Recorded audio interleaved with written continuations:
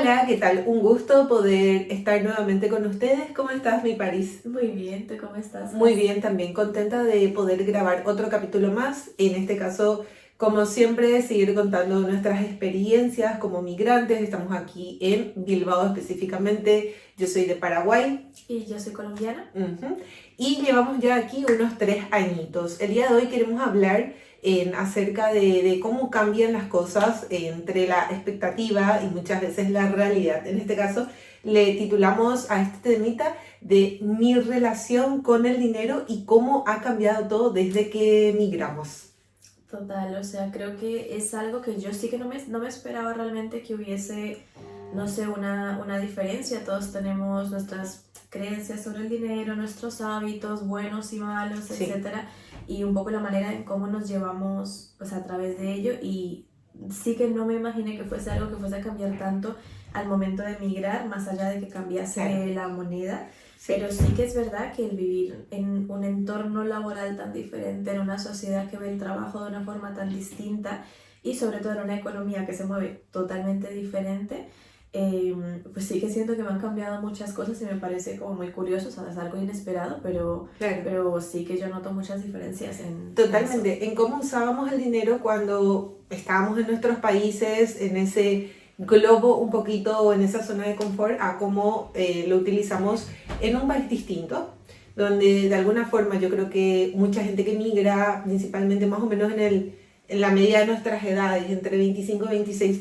de cómo tiene que aprender a ser más responsable con el uso del dinero y todo eso va como cambiando, porque en mi caso yo migré cuando tenía 26, 25, 26, y sí que ya era económicamente independiente antes, pero vivía de otra forma. Yo no sé, hay veces que ya no sé si decir si mejor o peor a estas ¿En alturas. qué sentido sientes que vivías de otra forma? Distinto, porque claro, yo tenía obviamente mi dinero de forma mensual, pero yo vivía con mis padres. Ok, Entonces no tenía gastos como por ejemplo alquiler, que aquí sí se paga, o sea, aquí uno tiene que vivir en alquiler y los precios son muy altos, entonces ya.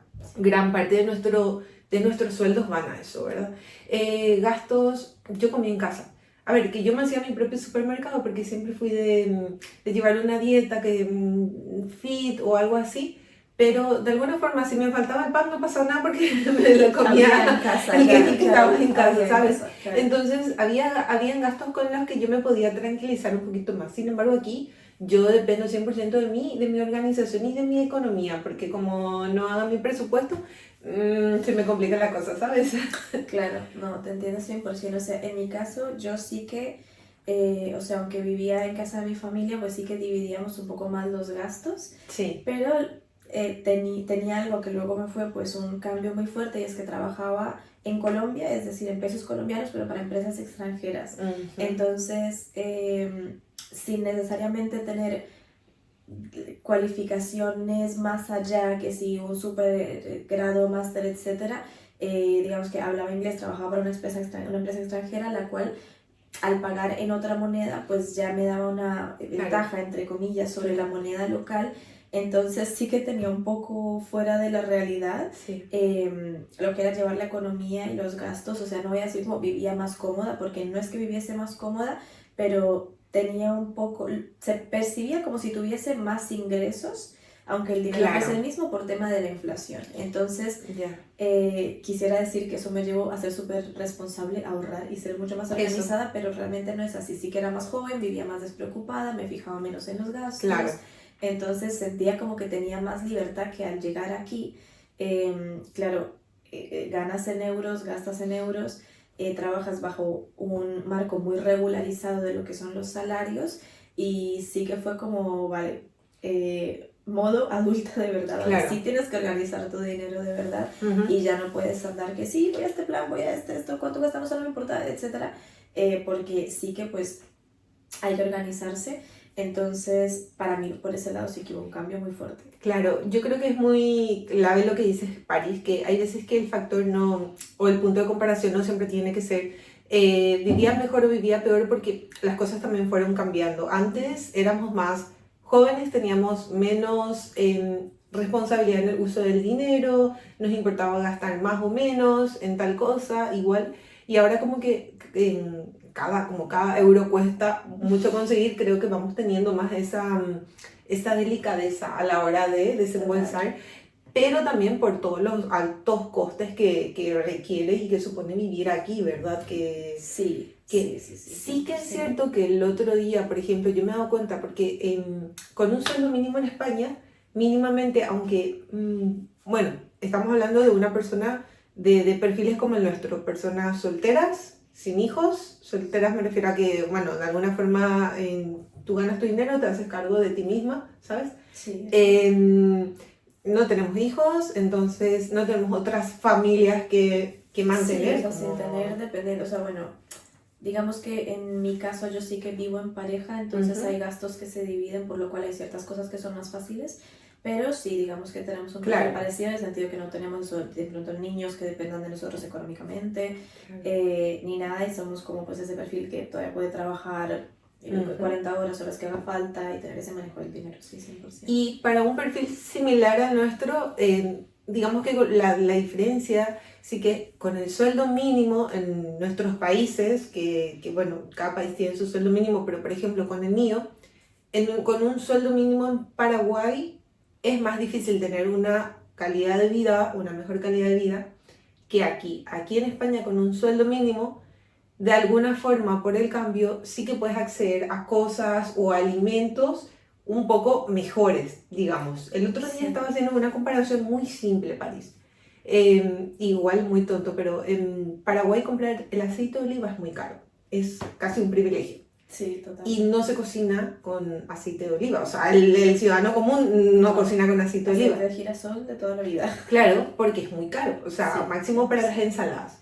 Entonces, aquí en España, de alguna forma, cuesta 10 euros un aceite de oliva, que en el cambio es mucho.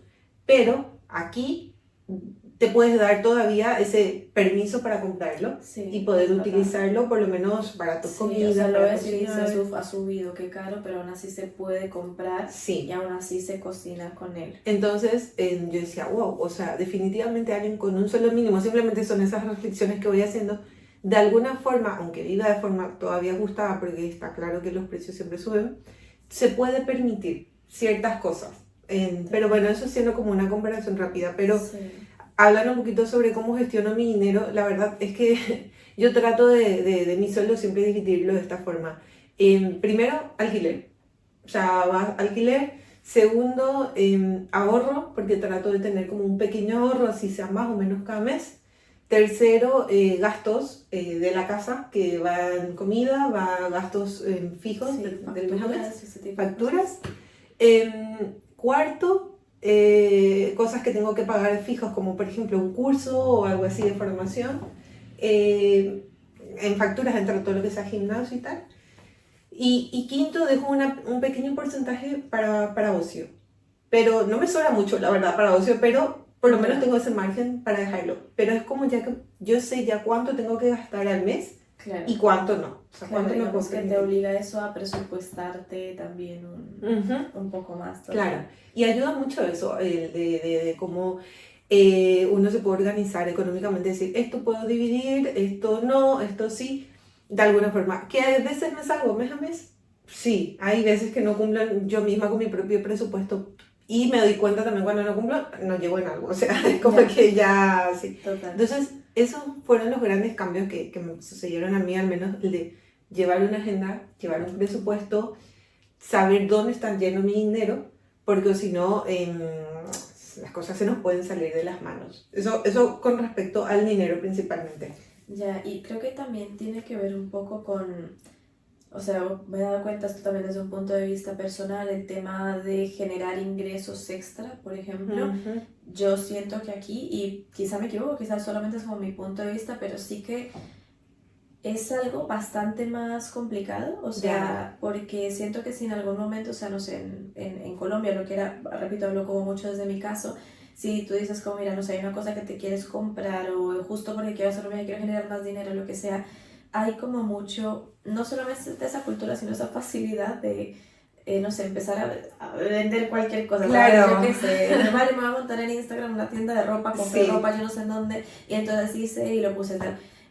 O no sé, empecé a hacer empanadas y vendo por ahí, puse ahí, no sé qué, también se usa mucho vender en Instagram, de todo, y obviamente es un tema bastante más delicado, aquí todo es un poco más regulado, si quieres poner un negocio de comida, No lo hacen. lo tienes que regular, o sea, no es algo que puedes simplemente Claro. bajar aquí en la esquina y empezar a ofrecer, etcétera. Y ya no solo de comida, así Y no quieras solo de vender comida, una sino manualidad. de cualquier cosa Sí. es muy complicado, todo lleva obviamente un proceso burocrático muy extenso, los gastos ya te implicaría hacerte autónomo prácticamente si quieres hacer cualquier Sí. gasto, eso es otro gasto gigantesco, entonces es como que un modelo al que no se puede acceder tan fácilmente o incluso tener un segundo empleo, sabes, decir, vale, voy a conseguir un empleo para fines de semana, para hacer horas extra o lo que sea en alguna otra cosa, para generar más dinero, eso ya te implicaría Sí. entrar para declarar de una forma diferente, la declaración de la renta te termina Todo. afectando un poco más.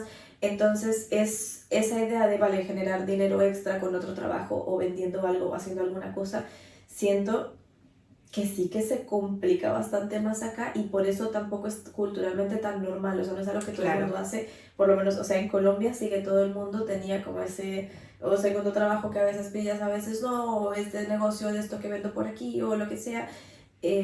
Entonces siento que eso también genera una diferencia entre que dices, vale, tengo un trabajo y ese es el trabajo que tiene Y que cubrir el marco claro. de absolutamente todo. Te riges bajo ese intentar hacer sueldo. otra cosa se complica un poco. Sí. Que repito, igual me equivoco, ¿sabes? Igual alguien No, me dice, cierto. no, mira, yo emprendí con esto, me fue súper fácil, o tuve una ayuda, o lo que sea, pero sí que yo me he dado cuenta que no es tan sencillo, entonces eso hace que dices, vale, tengo este trabajo a tiempo completo, y eso es lo que tiene, eso es lo que Sí. es lo que es el trabajo que está.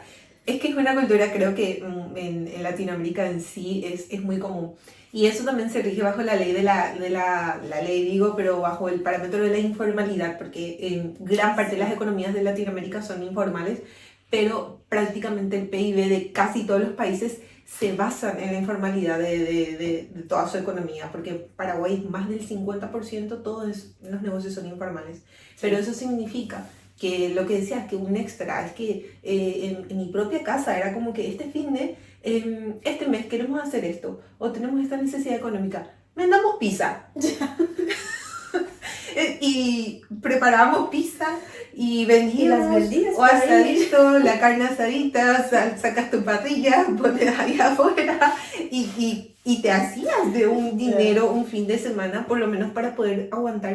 100%. Que lo siguen haciendo, que en mi casa hasta hace un poco, o sea, hace poquito, mi familia seguía montándose extras y te digo, y somos personas que tienen un trabajo mes a mes, gracias a Dios, sí, pero que siempre hay gastos. Sí, o sea, hay gastos. Y siempre se soluciona un poco eso, que ojo, repito, creo que es algo que culturalmente te ayuda a ganar dinero, Sí. no necesariamente creo que sea la mejor, o sea, no necesariamente estamos diciendo como, es que en España debería haber eso, deberíamos no tener leyes y poder todo el mundo salir a vender sus cosas. No se trata de eso porque obviamente entiendo el por qué hay una regularización detrás, entiendo el por qué no se puede vender comida sin un proceso sanitario. Totalmente. Pero sí que es cierto que fue un cambio muy grande el pensar que generar dinero es, no digo más fácil, pero sí que hay muchas más vías de emprendimiento de cualquier cosa. A que aquí sí que está un poco más regulado. Lo que dices es que yo vengo de esa cultura también de no solo ya en comida, como estudié varios años fotografía audiovisual en general, era, ¿me puedes hacer fotos? Me iba a hacer fotos. O sea, fin de semana sí o sí tenía trabajos extras. Total. Y probablemente con mis extras generaba el 50% o un poco más de todo mi sueldo que tenía fijo, ¿sabes? Entonces me daba mucha libertad. Yeah. Y cuando yo llegué aquí a España, yo pensé que yo podía hacer extras con mis habilidades. Era como que, a ver, yo hago fotografía, yo hago esto, yo hago lo otro, voy a hacer extras. Pero me agoté tanto porque me he dado cuenta que no puedes hacer nada, que aunque hagas un servicio de fotografía, tienes que estar como autónoma, ¿sabes? Te condiciona. ¿Que hay informalidad en España? También hay informalidad, hay que decirlo, siempre echa la ley, echa la trampa, pero incluso eso es más complicado, ¿sabes? Entonces, requiere muchas más habilidades. Pero es simpático porque casi todos los latinos, cuando llegan a España, creo que vienen con esa idea. Sí. Ya he tenido varios amigos que... piensan que puedes hacer dinero haciendo esto o lo otro. Y la comida es... Me hago unos panes, los vendo por ahí. Yo ya he conocido a varios colombianos que me decían, voy a hacer arepitas para vender los vines. Y yo al principio me acuerdo cuando llegué, ya también pensando eso, pero ya hoy día cuando me dicen personas que harán, y yo digo, bueno, a ver ahora cómo lo va a vender. Ya, no funciona así.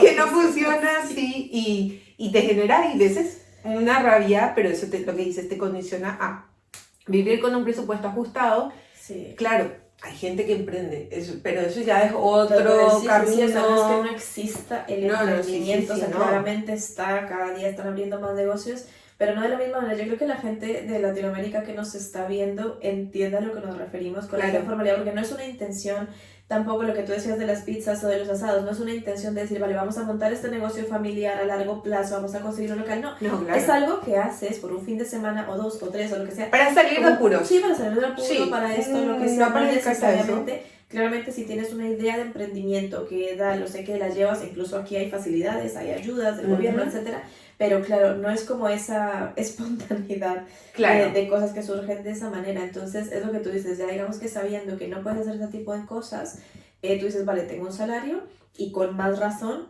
te ajustas a él, lo cual en el fondo sigue siendo algo bueno, porque digamos que también esa mentalidad también puede que te lleve a de pronto dejarte meter en apuros un poco más fácil, porque sabes que igual lo puedes enmendar de alguna manera, ¿sabes? O sea, igual haces un gasto más irresponsable, porque sabes que igual puedes, no sé, una tienda de maquillaje había sacado como un precio especial para mayoristas, yo pues me hago mayorista, pones en internet, empiezas a vender maquillaje, ¿sabes? O sea, entonces no necesariamente es algo positivo, pero sí que es un cambio muy fuerte en el modo de vida que teníamos, al decir, vale, aquí las cosas no funcionan así. Es otra cultura laboral, es otra cultura de dinero, por lo que vale, tienes un salario y tienes que organizarlo.